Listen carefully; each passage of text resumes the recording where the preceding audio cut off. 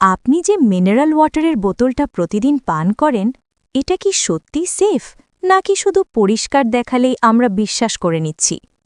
আজ আমি ঢুকে পড়েছি একটা মিনারেল ওয়াটার কোম্পানির ভিতরে সকাল ৬টা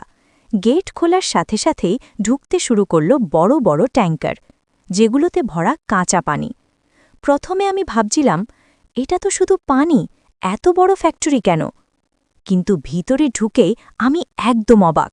চারদিকে হিউজ মেশিন অটোমেটিক সিস্টেম আর একটার পর একটা পাইপলাইন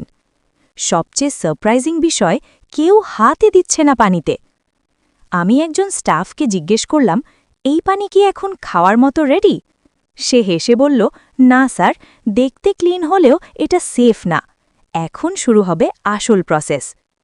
প্রথমে কাঁচা পানি যায় স্যান্ড ফিল্টারে যেখানে বড় ময়লা ধুলো আলাদা হয়ে যায়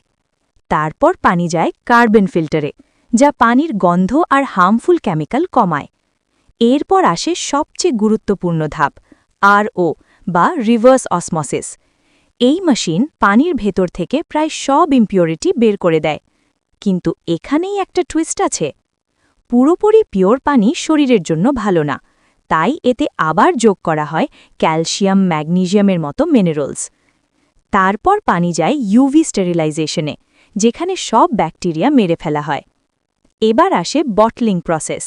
বোতলগুলো এখানেই তৈরি হয় গরম প্লাস্টিক দিয়ে শেপ বানানো হয় তারপর অটোমেটিক মেশিন দিয়ে পানি ভরা ক্যাপ লাগানো সব কিছু হয় একদম হাইজেনিক এনভায়রনমেন্টে তাহলে বুঝলেন এক বোতল মিনারেল ওয়াটার আপনার হাতে আসার আগে কতগুলো প্রসেস পার হয় কিন্তু প্রশ্ন হল সব কোম্পানি কি একইভাবে সেফ ওয়াটার তৈরি করে এমন আরও ফ্যাক্টরি ইনসাইড ভিডিও দেখতে ফলো করো এখনই